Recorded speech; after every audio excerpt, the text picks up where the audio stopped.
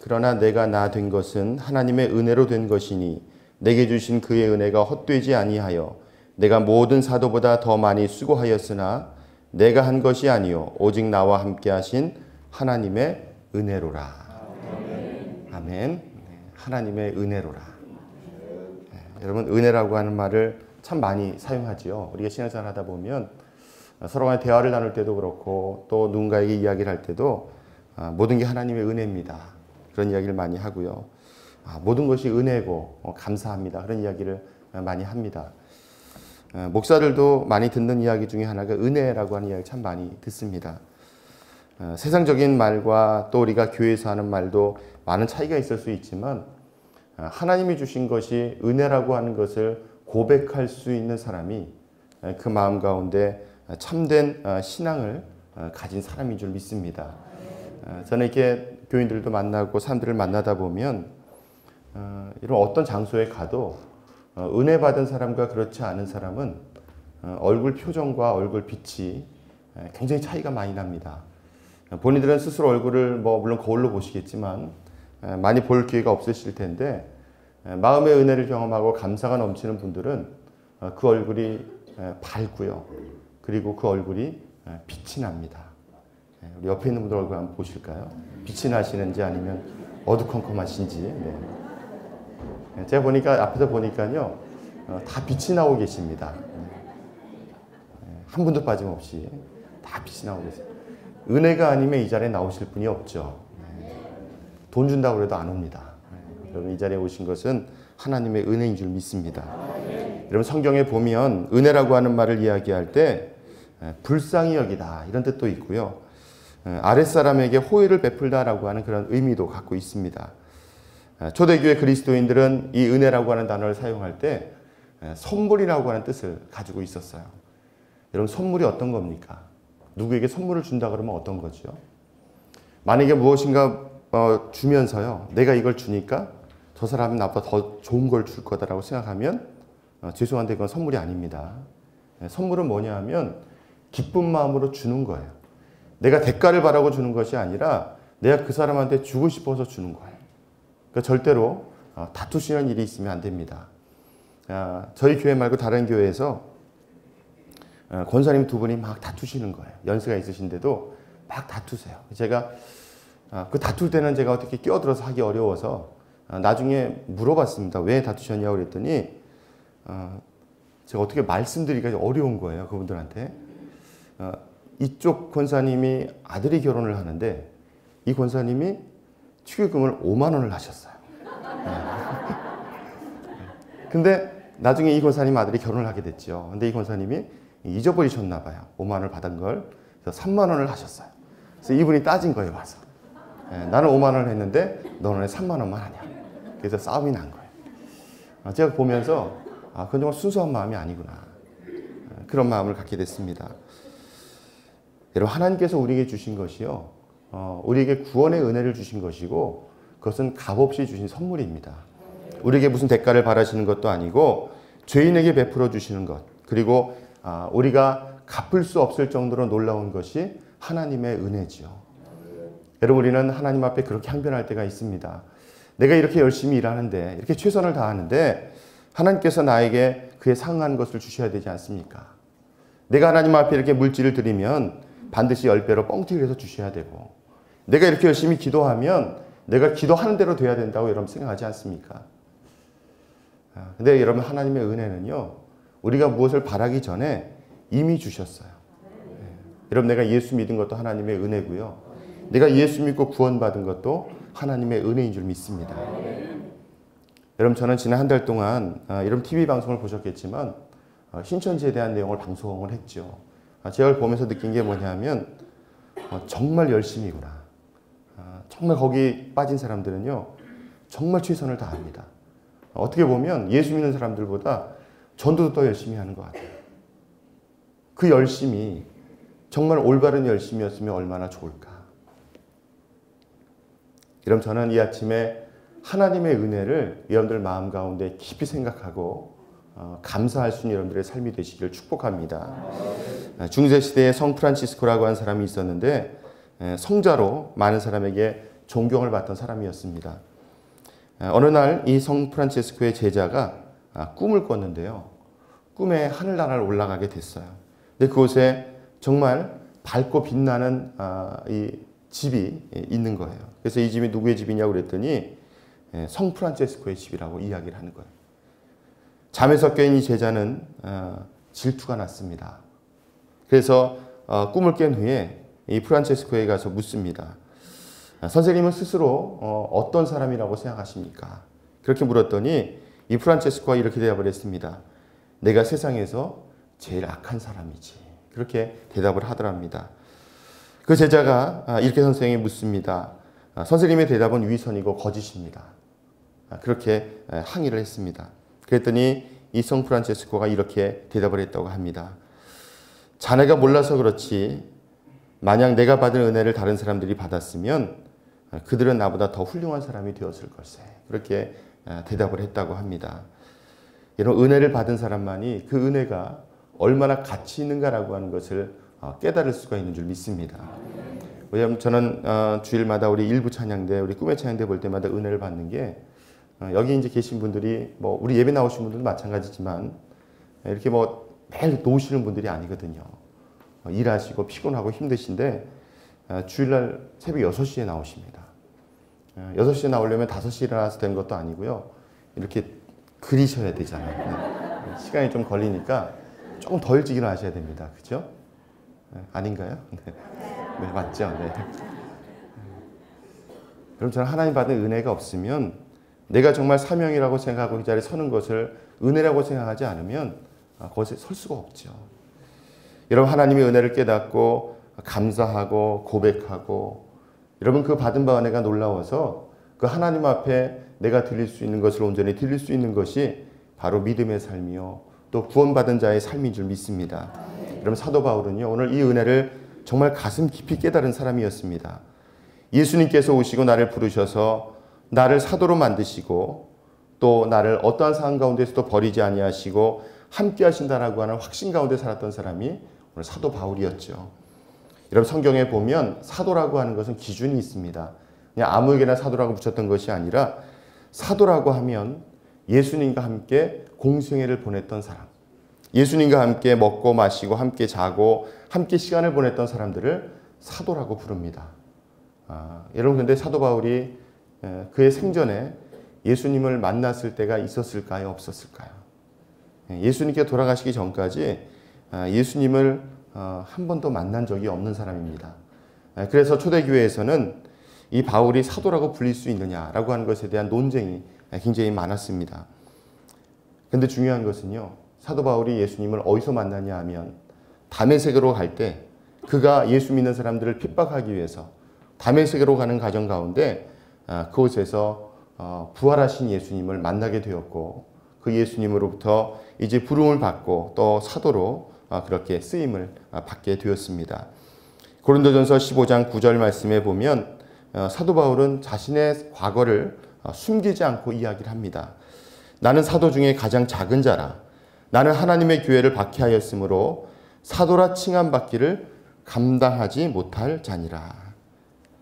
여러분 자신은 예수 믿는 자를 박해했고 자신은 그러한 자격이 없는 것을 분명히 알고 있었지만 그 사도는 사도라고 하는 직함은 스스로 부른 것이 아니라 하나님께서 나에게 주신 것이고 은혜로 주신 것이다라고 하는 것을 분명히 깨달음으로 하나님 앞에 찬양과 감사를 표현했던 사람이 오늘 사도 바울이었습니다. 여러분 우리의 과거, 우리의 삶을 돌아보면 여러분 우리의 삶은 어떠했습니까?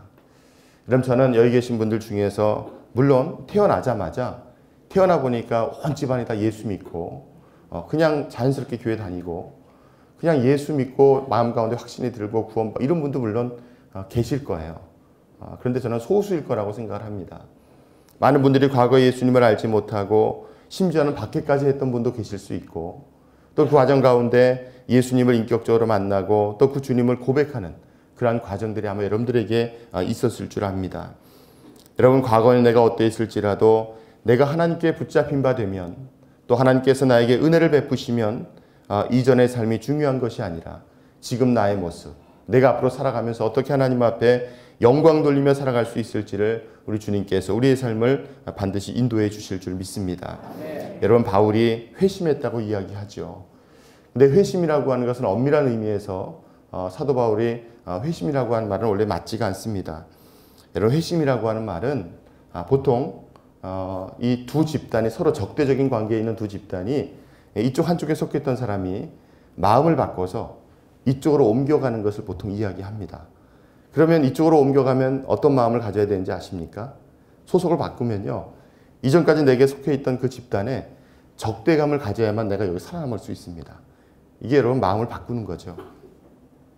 여러분, 사도 바울은요, 그의 마음이 변화되어서 예수의 사람이 된 다음에, 하나님의 사람이 된 다음에 내가 이전까지 속해 있었던 예수 믿는 사람들을 핍박했던 사람을 미워하거나 그들을 적대시했던 것이 아니라 그들도 예수 믿고 구원받아야 한다.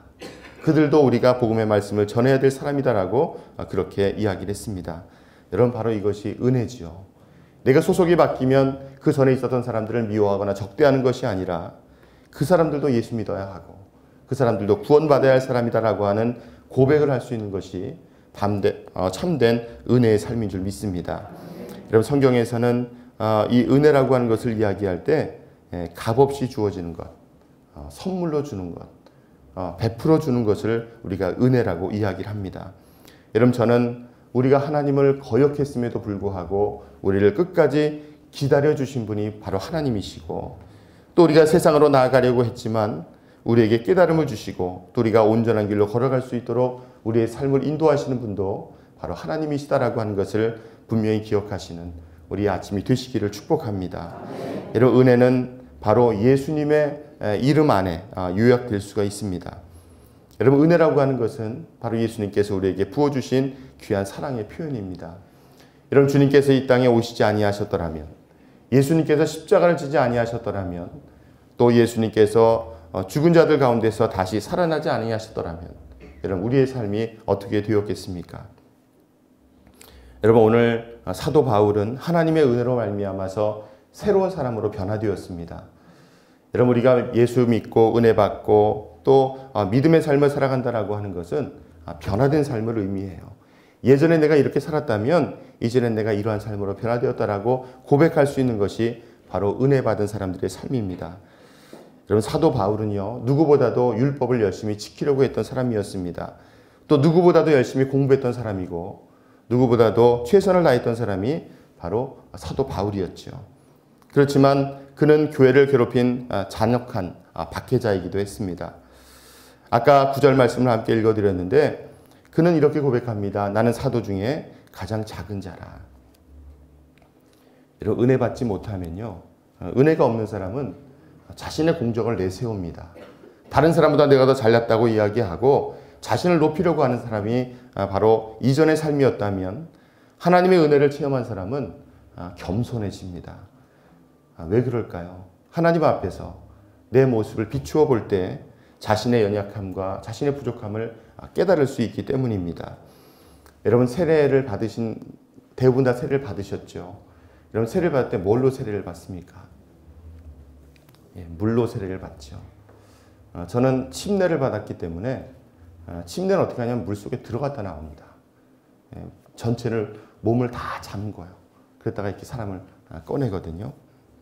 여러분, 물로 세례를 받는다라고 하는 것은 우리를 깨끗하게 한다는 의미도 있지만 성경에서 물이라고 하는 것은 죽음을 의미합니다.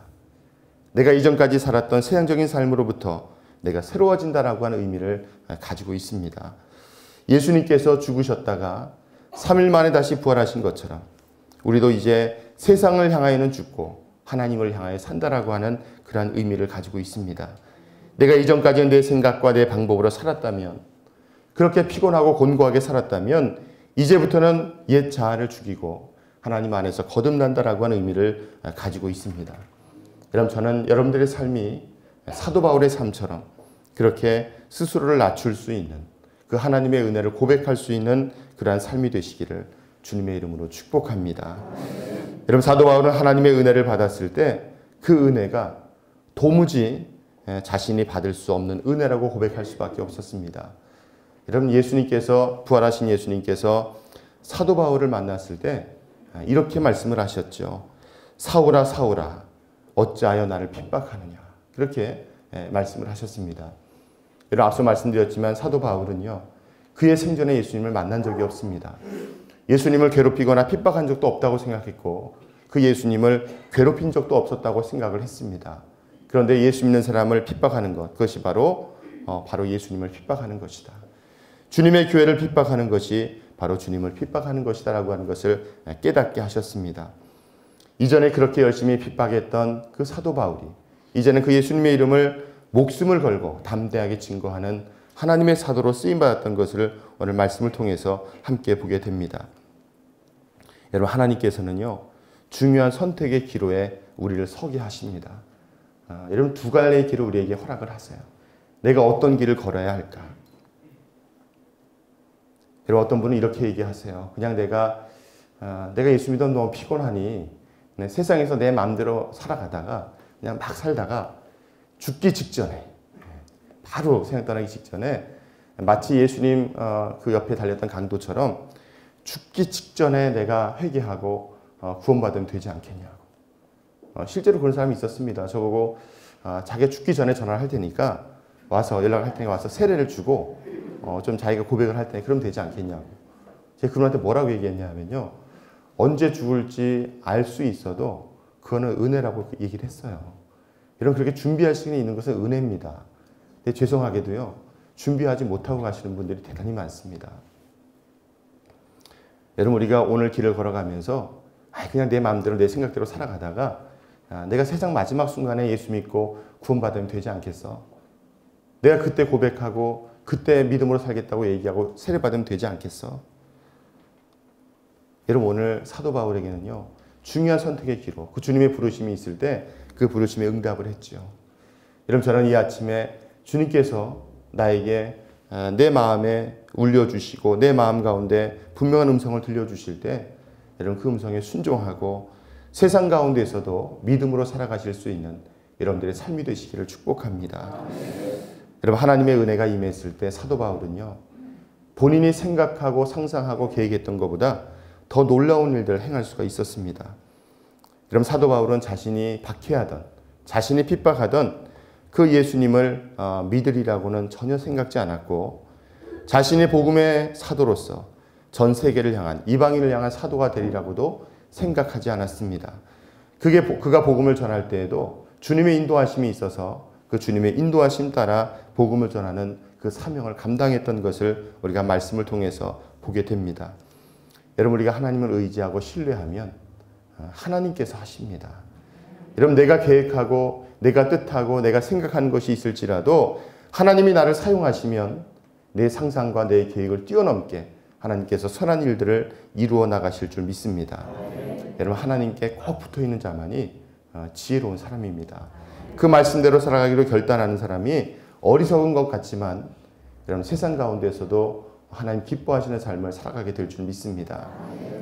여러분 우리가 세상 살아가면서 내가 예수 열심히 믿는 것과 또 세상적으로 살아가는 것이 별 차이가 없는 것 같이 느껴질 때가 있어요. 예수 믿어도 별 볼일 없는 것 같고 예수 믿어도 별 복이 없는 것 같고 그냥 안 믿고 살아가는 거나 별 차이가 없는 것 같은데 무슨 차이가 있을까? 여러분 시작은 비슷해 보입니다. 마치 평행선처럼 비슷해 보여요. 근데 이게요. 살짝 이렇게 차이가 있어요. 시간이 많이 지나면 정말 그 거리가 보이지 않을 만큼 엄청난 차이가 있습니다. 여러분 하나님께서 우리에게 주시는 복은요. 여러분 머릿속으로 그리시는 복보다 더 뛰어난 겁니다. 그게 뭐냐 하면 아무리 많은 물질과 능력을 가지고 있어도 얻을 수 없는 것을 여러분들에게 허락해 주세요. 그럼 그것이 하나님의 은혜입니다. 그냥 가지라고 던져주는 것이 아니라 여러분 손에요. 이렇게 꼭 쥐어주세요. 여러분 그게 하나님의 은혜예요. 아무리 좋은 것을 가진다 할지라도 이런 세상 가운데 내가 세상을 떠나면서 그 모든 것이 헛된 것이 되어버린다면 이런 것이 나에게 어떤 의미가 있겠습니까? 내가 이 땅을 살아가면서 누구보다 많은 것을 소유하지 못한다 할지라도 나에게 주신 평안함과 또 구원의 은혜를 우리가 경험한다면 여러분 세상 가운데서 얼마나 기쁨과 감사가 넘치는 삶을 살아가게 되겠습니까? 여러분 하나님께서는 사도 바울에게 주셨던 그 은혜를 오늘 우리에게도 베풀어 주시기를 원하십니다. 사도 바울이 하나님의 사람으로 평생을 살아가면서 하나님의 은혜와 사랑을 경험했던 것처럼 우리가 그 주님을 신뢰하고 믿음으로 나아간다면 그 하나님의 은혜와 그 하나님의 사랑을 우리의 삶 가운데 풍성하게 누릴 수 있도록 베풀어 주실 줄 믿습니다. 여러분, 하나님의 사랑은요, 또 하나님의 은혜는 우리에게 부어주실 때 우리가 그 은혜를 풍성하게 받을 수 있는 그릇이 준비되어 있어야 돼요. 여러분, 어떤 그릇이냐면, 여러분들 혹시 어떤 분들은 이 간장 종지만한 그릇을 갖고 계신 분들이 있어요. 하나님께서 폭포수와 같은 은혜를 부어주시면 여기 얼만큼을 담을 수 있을까요? 죄송한데 그만큼도 오도 않습니다. 폭포수처럼 쏟아지면 이게 뒤집힙니다. 그것도 못 담아요. 이런 큰 그릇을 갖고 있어야 여러분 거기에 그 은혜를 우리가 담을 수 있는 거예요.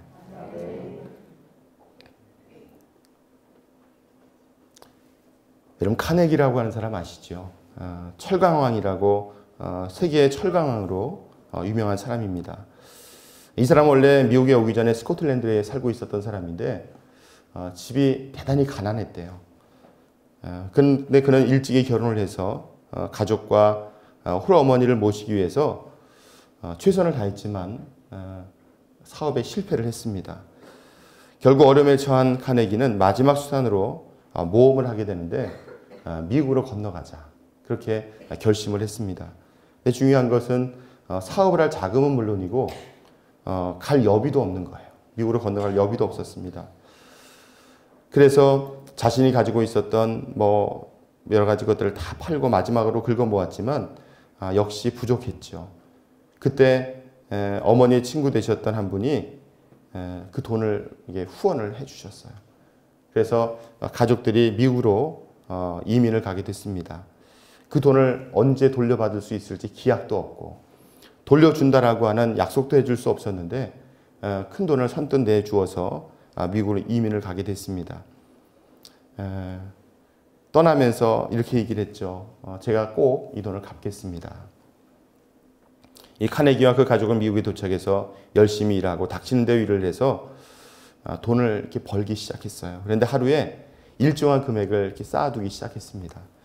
결국 시간이 지나서 이제 그 어머니 친구에게 빌렸던 돈을 갚을 수 있는 그러한 돈에 이르게 됐습니다. 결국 그 돈을 이제 보내드린 다음에 이제 가족들이 다 모여서 즐거운 시간을 가졌습니다. 이제 우리는 빚을 다 갚고 자유롭게 됐다.